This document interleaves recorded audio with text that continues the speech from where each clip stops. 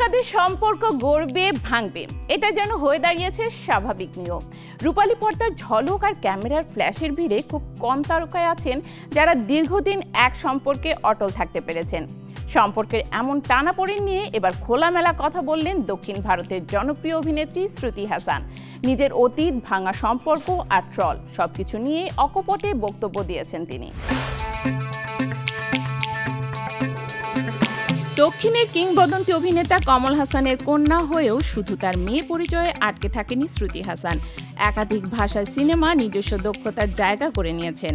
যদিও বাবার মতো কিংবদন্তি হয়ে ওঠা হয়নি এখনো, তবে তার জনপ্রিয়তার বিন্দুমাত্র ঘাটতি নেই। অভিনয়, গ্ল্যামার আর ব্যক্তিত্বের মিশেলে শ্রুতি আজ দক্ষিণী সিনেমায় পরিচিত মুখ।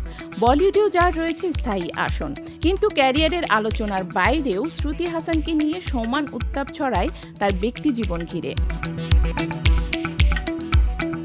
প্রেমের সম্পর্ক নিয়ে কোনোদিন মুখ লুকাননি এই সাহসী অভিনেত্রী। মাইকেল করসেল কিংবা শান্তনু হাজরা, প্রেমিকদের নাম, পরিচয় সবটাই ভক্তদের জানা। একের পর এক সম্পর্ক ভেঙেছে, আবার নতুন কোনো সম্পর্কে জড়ালেই শ্রুতিকে শুনতে হয়েছে নেটিজেনদের ট্রল। কত নম্বর প্রেমিক এবার। সম্প্রতি ভারতীয় গণমাধ্যমে এই বিষয়ের খোলামেলা কথা বলেছেন শ্রুতি। ট্রলকারীদের উদ্দেশ্যে সরাসরি জবাবে বললেন, আমাকে যদি কেউ জোকার ভাবে তাতে আমার কিছু আসে যায় না। আমি ভাবি, আচ্ছা বেশ, তাহলে তাই। সম্পর্ক ভাঙা নিয়ে তার কোনো আফসোস নেই, বরং যাদের কষ্ট দিয়েছেন তা বুঝে ক্ষমা চাওয়ার দুঃসাহসটুকুও দেখিয়েছেন।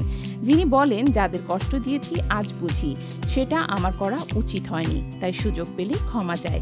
তবে এসব ঘটনা আমার জীবনের পথ আটকাতে পারেনি।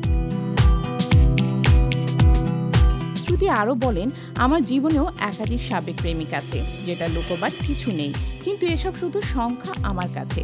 হ্যাঁ, খারাপ লাগে ছেড়ে আসতে, কিন্তু জীবন তো কারোর জন্য থেমে থাকে না।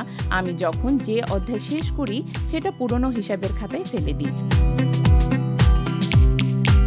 সবচেয়ে গুরুত্বপূর্ণ বিষয়, তিনি দাবি করেছেন প্রতিটি সম্পর্কে ছিলেন লয়াল, আর যখন সম্পর্ক ভেঙেছে সঙ্গীকেও দোষারোপ করেননি কখনো, নিজের দিকটাই দেখেছেন বেশি।